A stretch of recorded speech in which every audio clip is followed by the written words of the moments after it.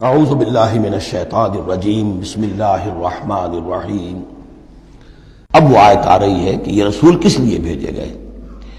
رسلا مبشرین و منذرین، یہ رسول بھیجے گئے بشارت دینے والے بنا کر اور خبردار کرنے والے بنا کر، لئلا یکون للناس علی اللہ حجۃ بعد الرسل، تاکہ نہ رہ جائے لوگوں کے حق میں، للناس نام نوٹ کیجئے، علی اللہ اللہ کے مقابلے میں کوئی حجت کوئی دلیل رسولوں کے آنے کے بعد، وکان اللہ عزیزا حکیما، اور اللہ تعالیٰ زبردست ہے لیکن ساتھ ہی حکمت والا ہے۔ اب اس کو سمجھیے کہ جب ہم یہ کہتے ہیں کہ قیامت کے دن اللہ تعالیٰ حساب لے گا اور امتحان ہوگا، امتحان سے پھر نتائج نکلیں گے ہمارے کہ کون پاس ہوا کون فیل ہوا، لیکن امتحان لیا جاتا ہے کچھ پڑھا کر، کیا پڑھایا ہمیں، جانچا جاتا ہے کسی کو کچھ دے کر، کسی بچے کو آپ دیجئے 10 روپے، پھر آپ دیکھیے اس کا میلان طبع کیا ہے، ٹافی کی دکان کی طرف بھاگتا ہے یا کوئی کسی کتابوں کی دکان کی طرف بھاگتا ہے، پتہ چل جائے گا اس کا رجحان کیا ہے۔ کچھ دے کر آزماتے ہیں نا، کچھ پڑھا کر امتحان لیتے ہیں، تو ہمیں کیا پڑھایا ہے، کیا دیا ہے؟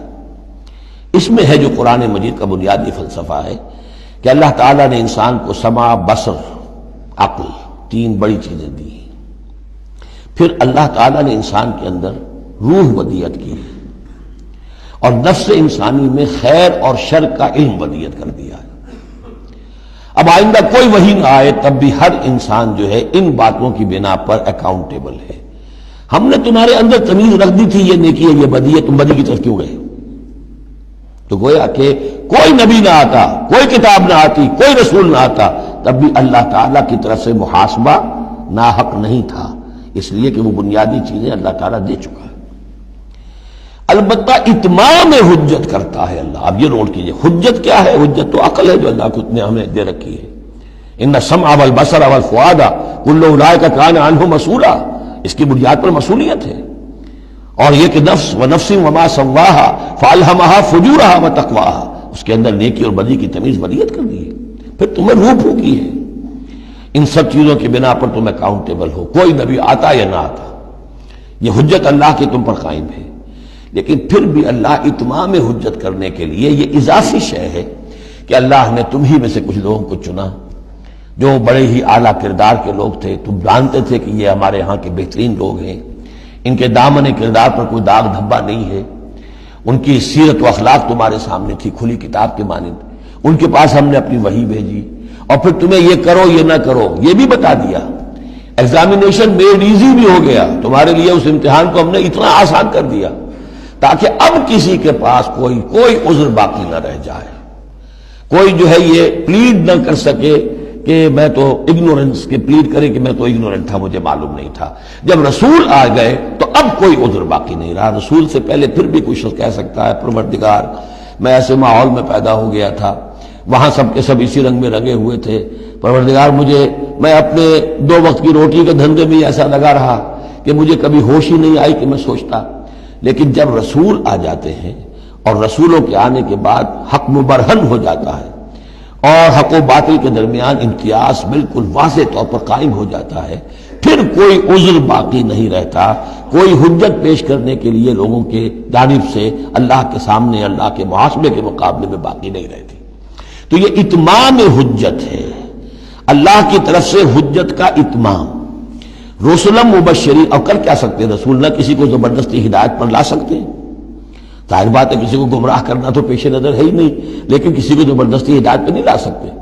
ہاں جن کے اپنے اندر کی یہ چیزیں جاگ جائیں گی، متوجہ ہو جائیں گے، اپنے باطن کی حقیقتوں کی طرف دیکھیں گے اور پھر یہ کہ نبی کی بات سنیں گے، اس سے فائدہ اٹھائیں گے، سیدھے راستے پر چلیں گے، ان کے لیے مبشر ہوں گے، بشارت، فراح و ریحان و جنت نعیم۔ اور جو لوگ یہ ہے کہ اس کے بعد بھی اپنی غلط ہی راستوں پر چلتے رہیں گے، تعصب میں، ہٹ دھرمی میں، ضد میں، مفادات میں، چودراہٹوں کی وجہ سے، ان کو خبردار کریں گے کہ اب تمہارے لیے بدترین انجام جو ہے جہنم تیار ہے۔ تو رسولوں کا بنیادی فنکشن یہی ہے، تبشیر اور انذار، مبشرین و منذرین۔ کس لیے؟ لئلا یکونا، تاکہ نہ رہ جائے، للناس، لوگوں کے پاس، لوگوں کے حق میں، اللہ اللہ کے مقابلے میں، یعنی اللہ کی حجت، اللہ کے محاسبے کے مقابلے میں، حجت، کوئی حجت، کوئی عذر، کوئی بہانہ باقی نہ رہے بعد الرسل، رسولوں کے آنے کے بعد۔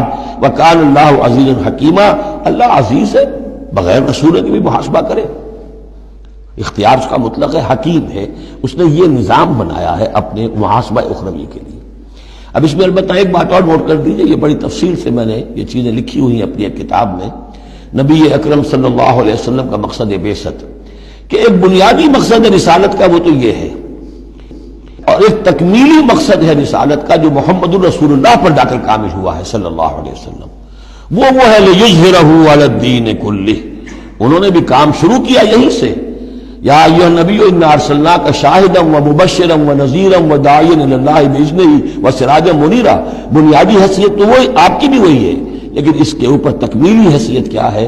هو الذی ارسل رسولہ بالہدی ودین الحق لیظہرہ علی الدین کلہ۔ یہ آپ کی امتیازی شان ہے۔ صدق اللہ العظیم۔